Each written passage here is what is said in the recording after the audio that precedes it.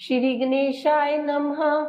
ओम नमो विघ्नराजाय सर्वसौख्यप्रदायिने दुष्टारिष्टा विनाशाय पराय परमात्मने नम्बोदरं महावीर्यं नागयज्ञोपशोभितम् अर्धचंद्रधरं देवं विघ्नव्यूह विनाशनम्। ओम ह्रां ह्रीं रूं रें रौं राः हेरम्बाय नमो नमः। सर्वसिद्धिप्रदोषि त्वं सिद्धिबुद्धिप्रदो भव।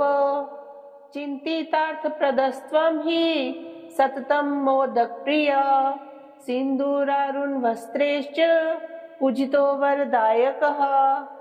इदं गणपतिस्तोत्रं यः पठेत् भक्तिमान् नरः तस्य देहं च गेहं च स्वयं लक्ष्मी नर्मुञ्चति। ब्रह्मोवाच स्वतोच्चारण मात्रेण तीर्थस्नायी भवे नरः मुच्यते सर्वपापेभ्यो वाजपेयी फलं लभेत्। स्वधा स्वधा स्वधेतैवं यदि वारत्रयं स्मरेत् श्राद्धस्य फलमाप्नोति कालतर्पणयोस्तथा।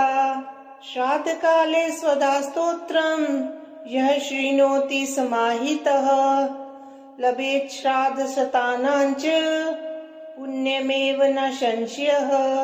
स्वधा स्वधा स्वधेतैवं त्रिसन्ध्यं ये पठे नरः प्रियां विनीतां स लभेत् साध्वीं पुत्रगुणान्वितम्।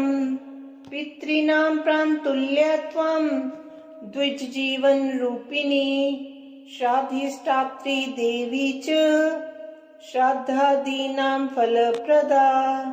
बहिर्मन्मनसो गच्छ पितॄणां तुष्टिहेतवे सम्प्रीतये द्विजातीनां गृहीणां वृद्धिहेतवे।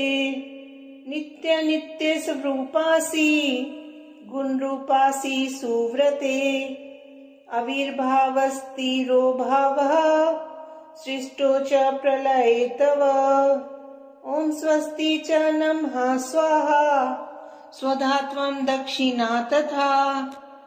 निरूपिताश्चतुर्वेदे षट्प्रशस्ताश्च कर्मिणां पुरासि त्वं स्वधा गोपी गोलोके राधिका सखी। धृतोरसि स्वधात्मानं कृतं तेन स्वधा स्मृता। इत्येमे मुक्त्वा स ब्रह्मा ब्रह्मलोके च संसदि तस्थो च सहसा सद्यः स्वधा साविर्बभूवः। तदा पितृभ्यः प्रदत्तो तामेव कमलाननां तां सम्प्राप्य ययुस्ते च पितरश्च प्रहर्षितः।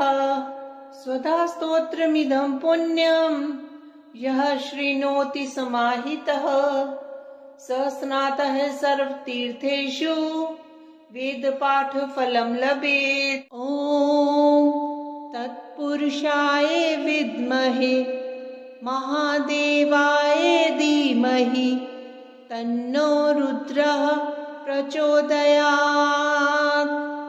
ॐ तत्पुरुषाय विद्महे महादेवाय धीमहि तन्नो रुद्रः प्रचोदयात्।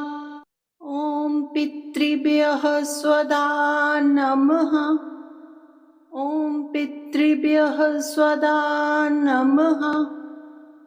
ॐ पितृभ्यः स्वधा नमः।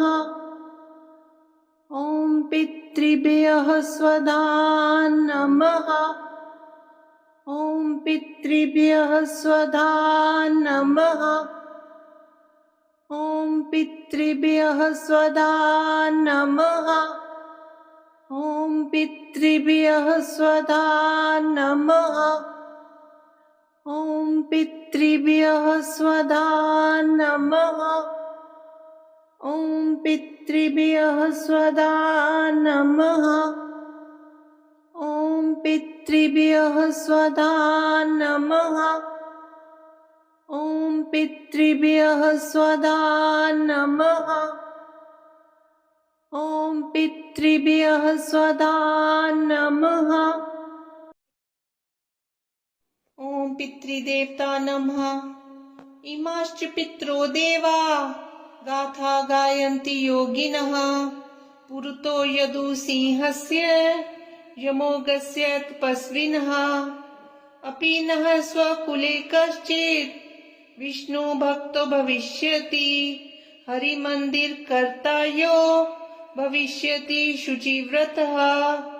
अपि नः सन्ततो जायत विष्णवाल्य विलेपनः।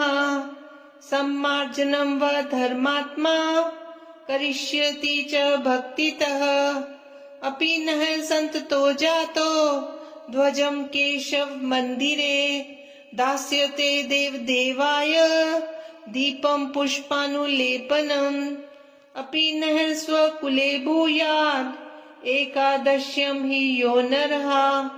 करिष्यति उपवासं च सर्वपातक हानिदम्। महापातक युक्तो वा पातकी चोपपातकी। विमुक्त पापो भवति विष्णवावस्थ चित्रकृत्। ओम नमो भगवते वासुदेवाय। श्री गणेशाय नमः। शांताकारं भुजगशयनं पद्मनाभं सुरेशं। विश्वाधारं गगनसदृशं मेघवर्णं शुभांगं। लक्ष्मीकान्तं कमलनयनं योगिभिर्ध्यानगम्यं। वन्दे विष्णु भव्यहरं सर्वलोकैकनाथम्। भगवत गीता का 7वां अध्याय ज्ञान विज्ञान योग है, जिसमें 30 श्लोक हैं।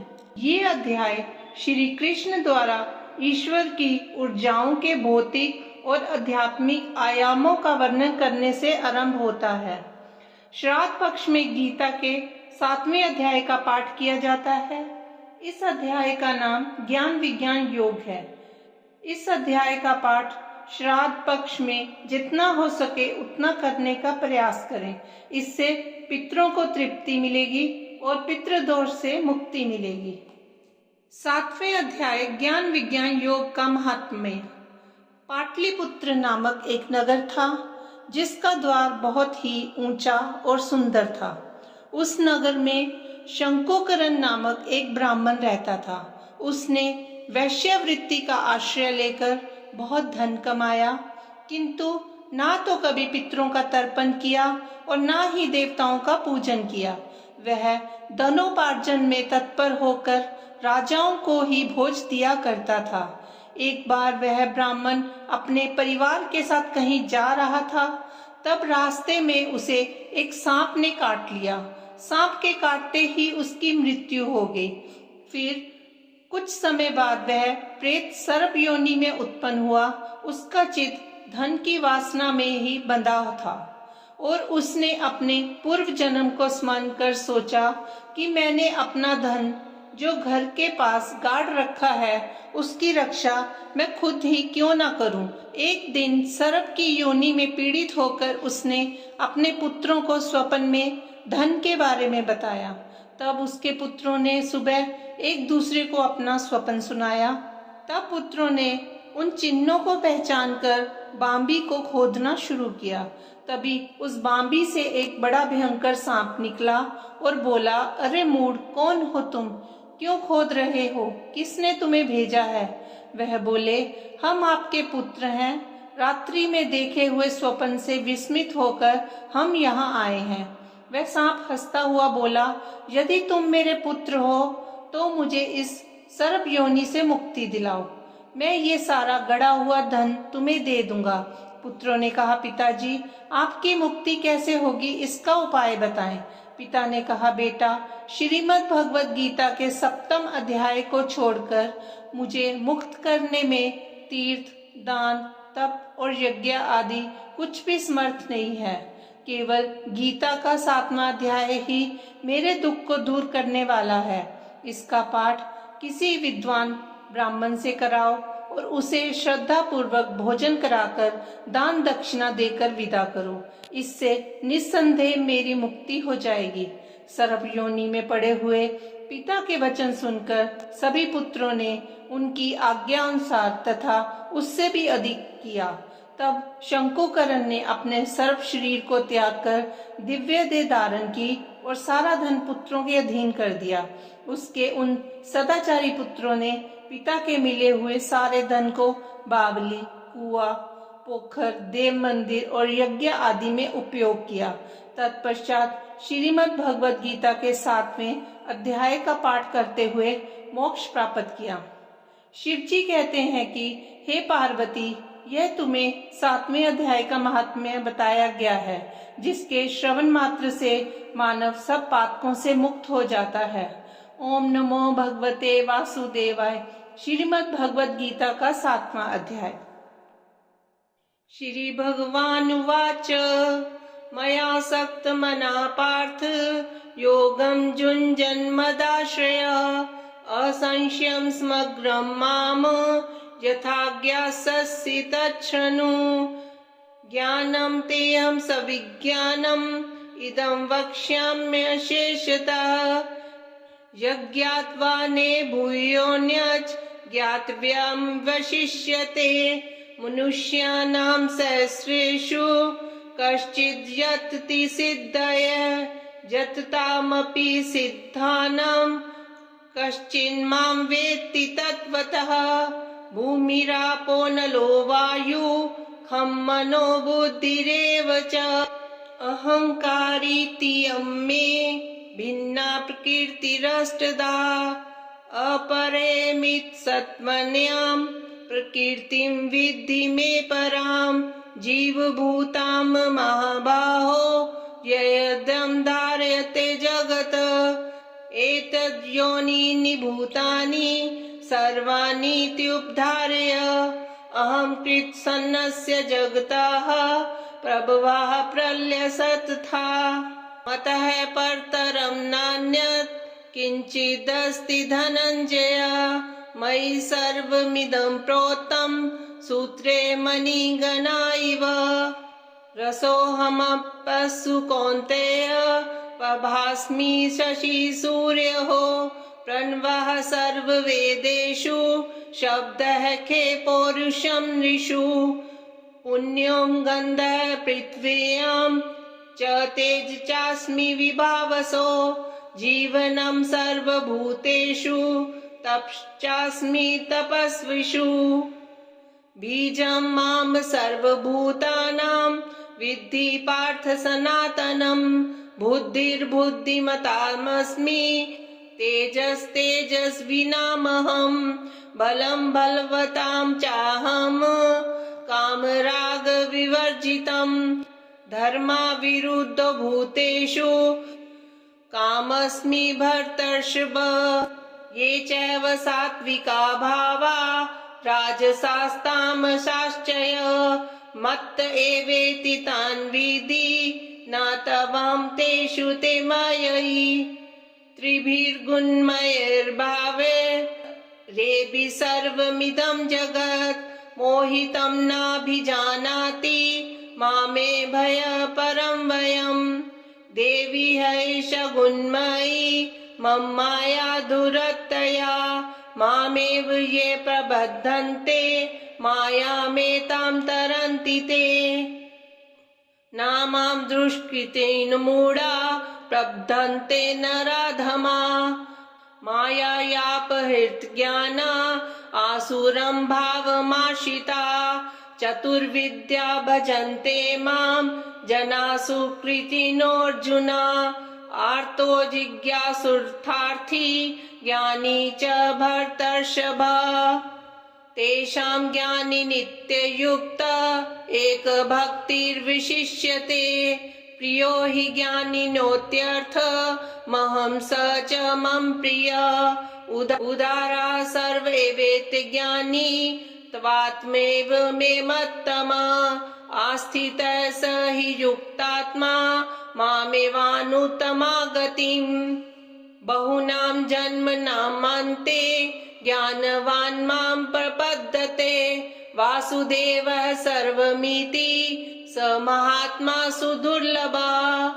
कामे सते सतेऽर्थज्ञानः प्रबद्धन्तेऽन्यदेवता तं तं नियममस्थाय प्रकृत्या नियतः सव्या यो यो यां यां तनुं भक्तः श्रद्धयार्चितुमिच्छति तस्य चलां यद्धां तामेव विदधाम्यहम् स तया श्रद्धया युक्तः स तस्याराधन्मीहते लभते यततः कामान् मया वीतानि तान् अन्तवतु फलं तेषां तद्भवत्यल्पमेधसाम् देवान् देवयो यान्ति मद्भक्ता यान्ति मामपि अव्यक्तं व्यक्तिमापन्नं मन्यन्ते मां बुद्धयः परं भावमजानन्तो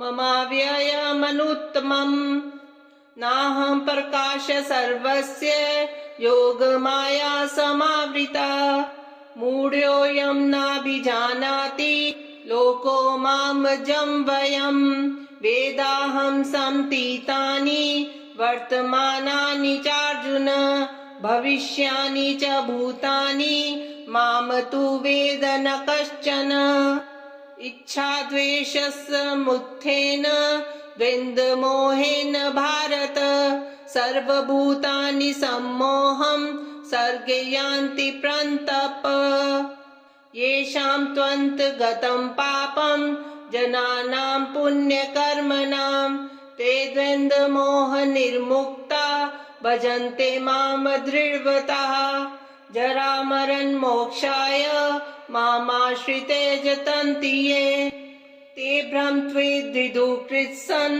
मध्यात्मं कर्म चाखिलम् साधिभूतादिदेवं मा साधियज्ञं च ये विदुः प्रयाणकालेऽपि च मां ते विदुर्युक्तचेतसा ॐ तत्सदिति श्रीमद्भगवद्गीता सूपनिषत्सु ब्रह्मविद्यां योगशास्त्रे हरि ओम तत्सत्। ओम नमो भगवते वासुदेवाय।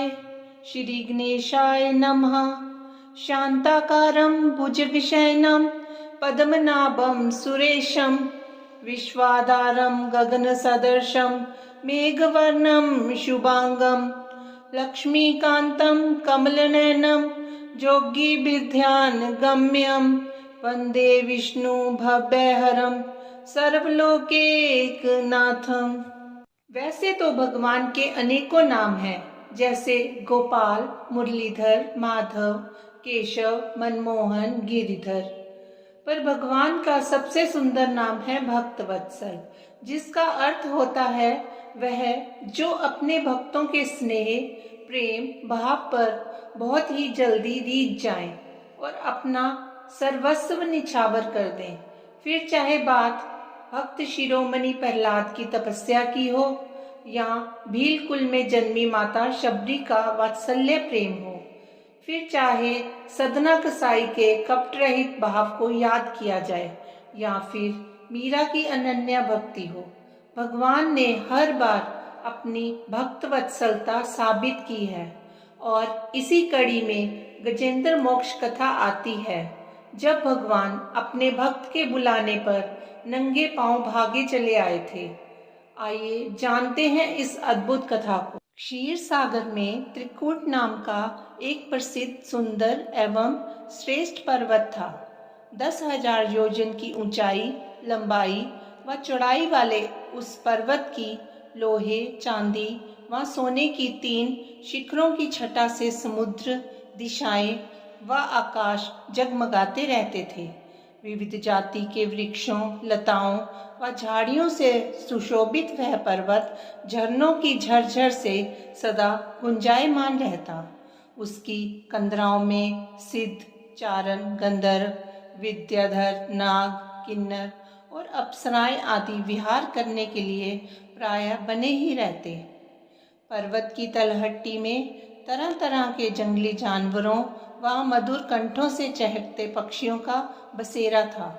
वहाँ के निर्मल जल के सरोवरों में जब देवांगनाएं स्नान करती तो वह जल और भी सुगंधित हो जाता। इसी पर्वत की तराई में भगवान वरुण का एक उद्यान था ऋतुमान, जिसमें मंदार, पारिजात, गुलाब, अशोक, आम, खजूर, चंदन, अर्जुन, बरगद व अनेकों प्रकार के दिव्य वृक्ष थे जो सदा फलों व फूलों से झूलते ही रहते। यही उद्यान में एक बड़ा भारी सरोवर था जिसमें सुनहरे कमल खिल रहे थे। उस पर्वत के घनघोर जंगल में बहुत सी हथनियों के साथ एक गजेंद्र निवास करता था जो वहाँ के बड़े बड़े शक्तिशाली हाथियों का सरदार था। एक बार वह पर्वत पर अपनी हथनियों के साथ बांस तथा बड़ी बड़ी झाड़ियों को रोंदता हुआ विचर रहा था। उसकी गंध मात्र से सिंह, गैंडे आदि हिंसक पशु डर कर भाग रहे थे और उसकी कृपा से भेड़िए, सुअर, कुत्ते, बंदर, खरगोश आदि सब निर्भय विचरण कर रहे थे। गज भरी धूप में प्यास से व्याकुल हो अपने छोटे बच्चों, हाथियों व हथनियों के साथ उस सुगंधित सरोवर की ओर चल पड़ा। सभी ने पहले तो सरोवर के जल में स्नान किया, बाद में जल क्रीड़ा करने लगे। गजेंद्र गृहस्थ पुरुषों की तरह मोहग्रस्त होकर अपनी सूंड से जल की फुहारें छोड़कर हंथनियों व बच्चों को नहलाने लगा व उनके मुंह में सूंड डालकर जल पिलाने लगा। भगवान की माया से मोहित हुए उन्मत्त गजेंद्र को यह ज्ञात ही नहीं था कि उसके सिर पर बहुत बड़ी विपत्ति मंडरा रही है। ठीक उसी समय प्रारब्ध की प्रेरणा से एक बलवान ग्राह ने क्रोध में भरकर उसका पैर पकड़ लिया। गज ने अपने को छुड़ाने की बहुत चेष्टा की, परंतु सब व्यर्थ हो गया। दूसरे हाथियों, हथनियों व बच्चों ने भी विकलता से चिंगाड़ते हुए सहायता करनी चाहिए, परंतु वे भी इसमें असफल रहे। कभी गज ग्राह को बाहर खींच लाता तो कभी ग्राह उसे अंदर को खींच ले जाता। गजेंद्र व ग्राह अपनी पूरी शक्ति लगाकर लगातार 1000 साल तक लड़ते रहे। यह अनोखा युद्ध देखकर देवता भी आश्चर्यचकित हो गए। जल में लंबे समय तक खींचे जाने से गजेंद्र का शरीर व मन दोनों शिथिल पड़ गए और ग्राह तो ठहरा जलचर, अतः वह तो और अधिक उत्साह और बल से गजेंद्र को खींचने लगा। इस प्रकार देहाभिमानी गजेंद्र अपने प्राणों को संकट में फंसा देख विचार करने लगा कि यह ग्राह विधाता की फांसी ही है। मैं स्वयं व मेरा संपूर्ण परिवार मुझे ना बचा पाया। अब तो मैं संपूर्ण विश्व के एकमात्र आश्रय भगवान की ही शरण लेता हूँ, वे ही मेरी रक्षा करेंगे। अपनी बुद्धि से ऐसा निश्चय करके गजेंद्र ने अपने मन को हृदय में एकाग्र किया और फिर पूर्व जन्म में सीखे हुए श्रेष्ठ स्तोत्र के जप द्वारा अनेकों प्रकार से भगवान की स्तुति करने लगा।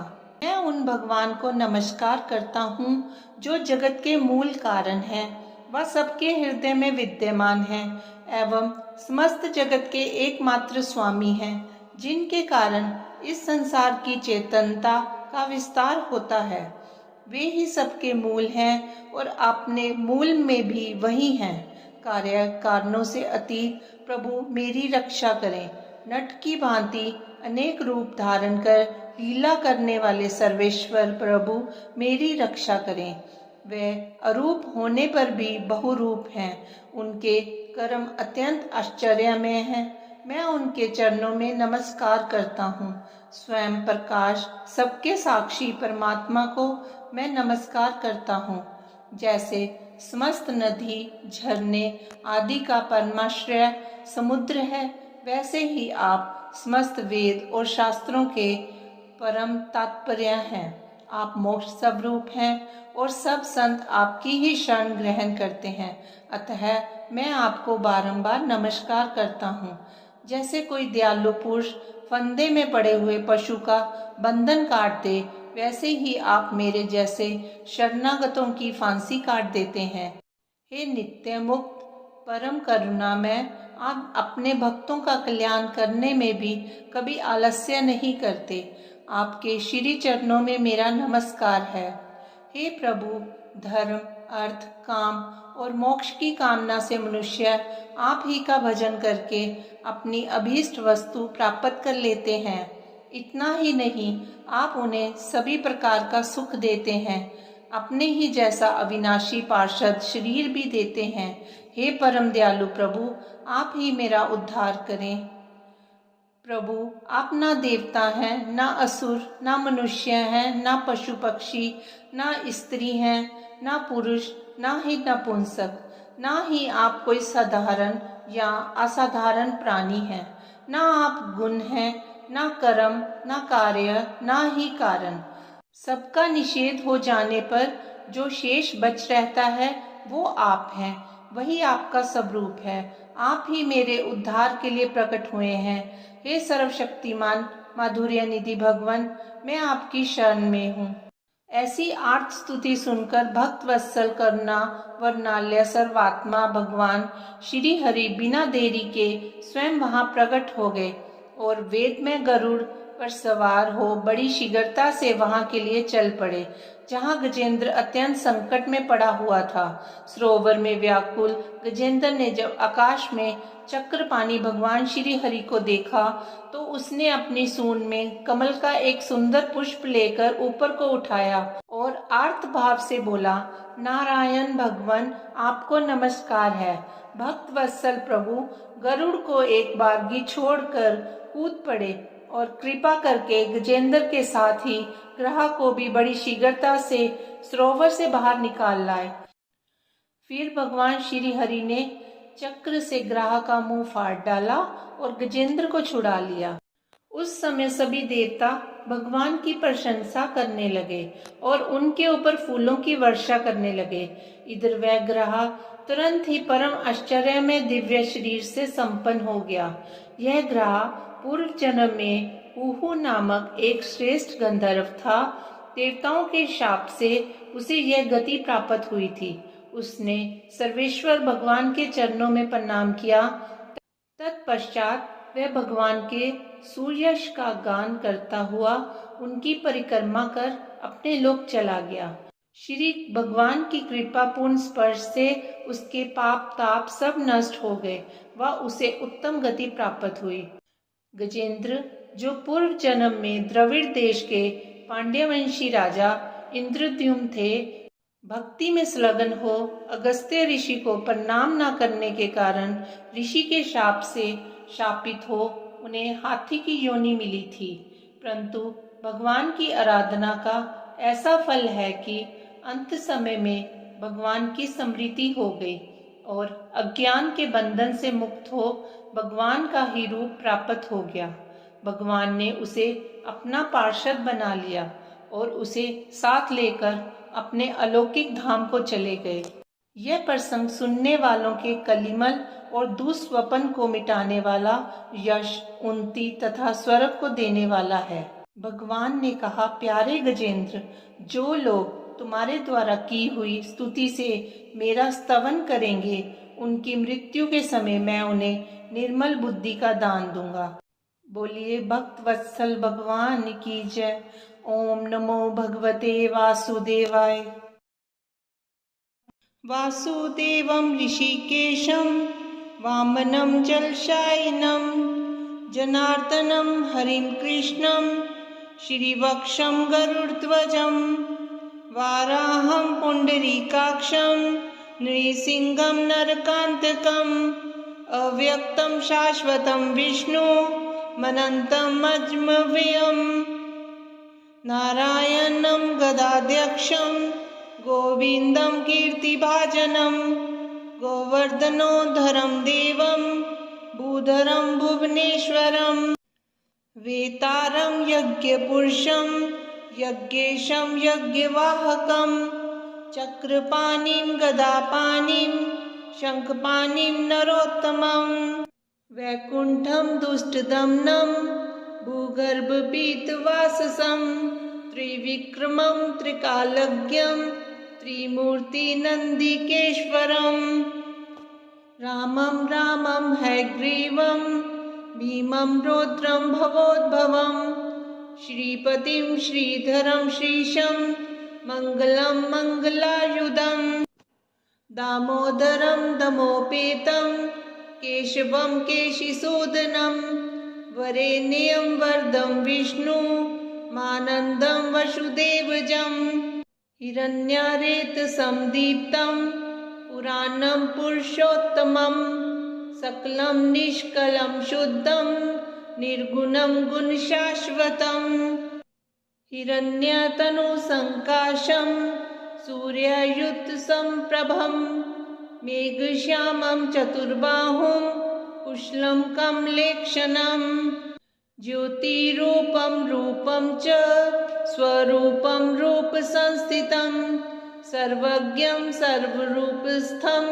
सर्वेशं सर्वतोमुखं ज्ञानं कूटस्थं चलं ज्ञानदं परमं प्रभुं योगीशं योगनिष्णान्तं योगिनं योगरूपिणम् ईश्वरं सर्वभूतानां वन्दे भूतमयं प्रभुम् इति नामशतं दिव्यं वैष्णवं खलु पापहम् व्यासेन कथितं पूर्व सर्वपापप्रणाशनं यः पठेत प्रातरुत्थाय स भवेद् वैष्णवो नरः सर्वपापविशुद्धात्मा विष्णुसायुज्यमाप्नुयात् चन्द्रायन सहस्राणि कन्यादानशतानि च ग्वां लक्षसहस्राणि मुक्तिभागी भवे नरः अश्वमेधासुतं पुण्यं फलं प्राप्नोति मानवः।